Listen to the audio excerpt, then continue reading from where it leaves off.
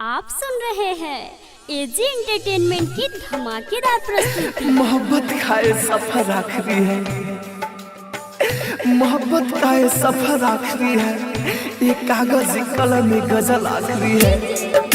मैं फिर नहीं मिलूंगा कहीं ढूंढ लेना, मैं फिर नहीं मिलूंगा कहीं ढूंढ लेना, तेरे दर्द का ये असर आखिरी है।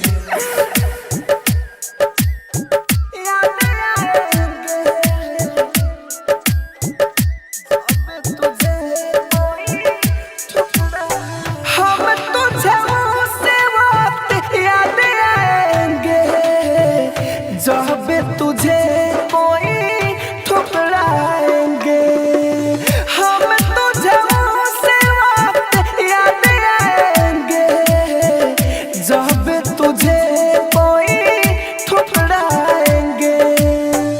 दिल में भी रह कर दूर हो जाए, हरदम तुझे को भी सताएंगे। हम तुझे जब तुझे कोई ठुकराएंगे, हम तुझे से वक्त याद आएंगे, जब तुझे कोई ठुकराएंगे। AG recording studio.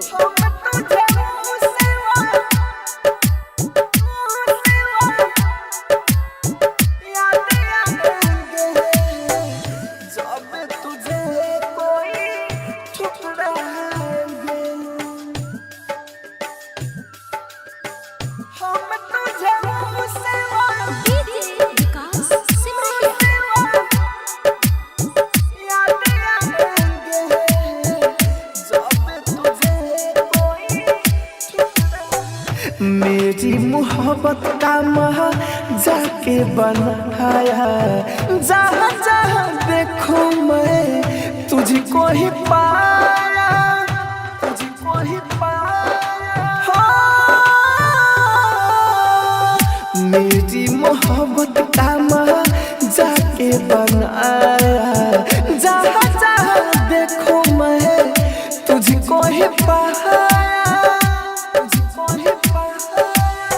जैसे हम रोते हैं यहाँ पर अकेले, रुआएंगे बतिया याद आएंगे।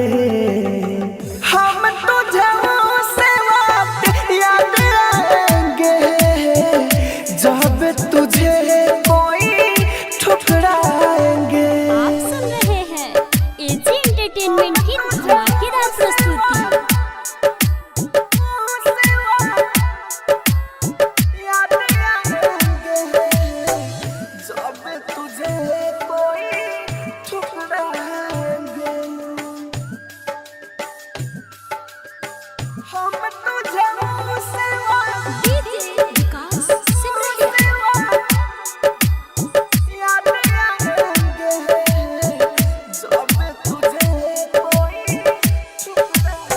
राहुल राजधानी जी को दिल में बसा के छोड़ा तूने सारे, कसमें खा के, कसमें खा के, कसमें खा के। राहुल राजधानी जी को दिल में बसा के छोड़ा तूने सारे, कसमें खा के।